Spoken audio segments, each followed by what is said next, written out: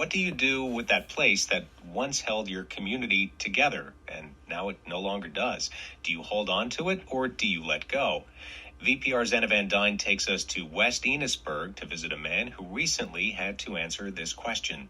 When you come down the road going from the west toward the east, then you're able to see the barn and the back part of the house, which you couldn't see before because the church hid it all. Couldn't see it. Can you tell there used to be a church here? Pardon? You think someone could tell there used to be a church here? No, not now. Unless they know it. No, there'll be no way of knowing there was a church here. But there was. For almost 200 years, there was a church here at 1725 Tyler Branch Road in West Enosburg, Vermont. For all of Warren Hull's life, there was a church here. But it does look a lot different with the church gone. It looks a lot bigger. The 75-year-old grew up here in West Enosburg on a dairy farm, which he recently sold to his son.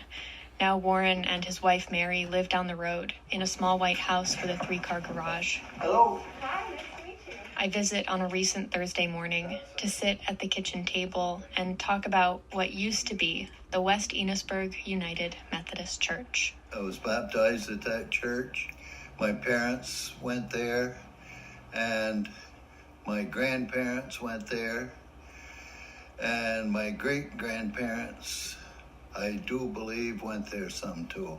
The building was erected in 1839, the year the first commercial telegraph line began operating, the year the Boston Morning Post recorded the first use of the word okay, the year the first photograph was taken of the moon. Made of wood and painted white, the church burned down twice in the 1800s and was rebuilt both times.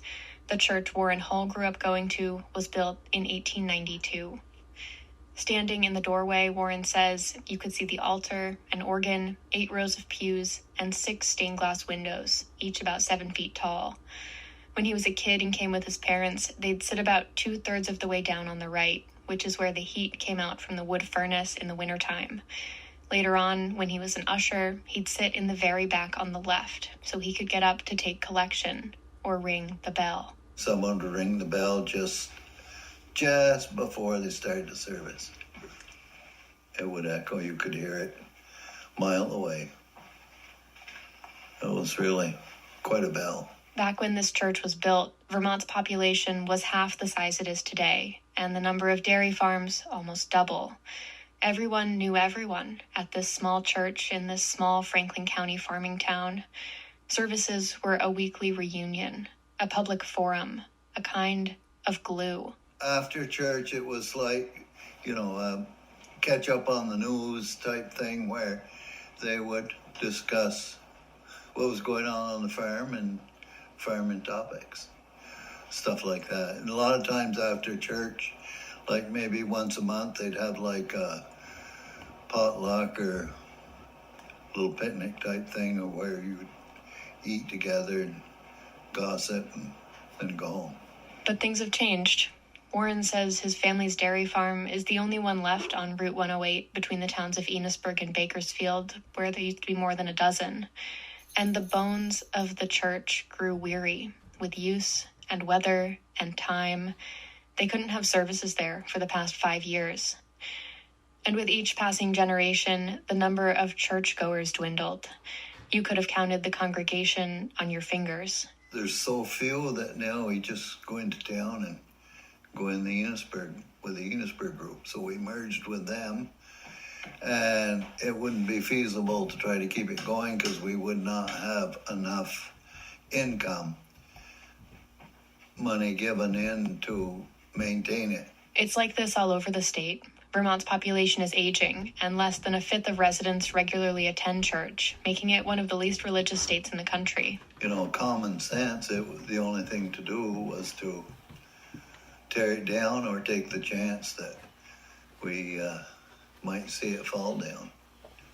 And I honestly believe that with our church tore down and gone, people will be much happier than they will 2-3 years down the road driving by and seeing the church, just falling apart.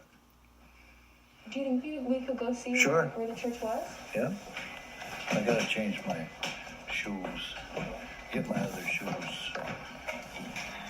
You know, we heard there's another church being torn down in the state of Vermont too, in Danville or something. He's thinking of a former church in Bellows Falls, which is slated for demolition after falling into a state of disrepair.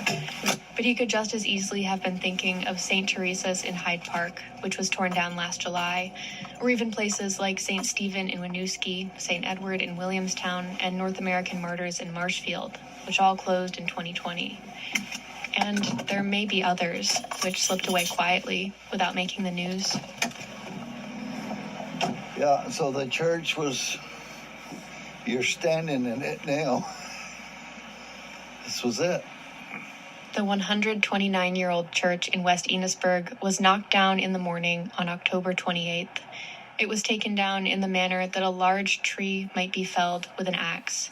One side was removed to weaken the structure, and the remaining walls were pushed to collapse in a cloud of dust. The lot was filled in and sprinkled with hay, and all that stands there on this cloudy Thursday morning is a tall old man named Warren Hull.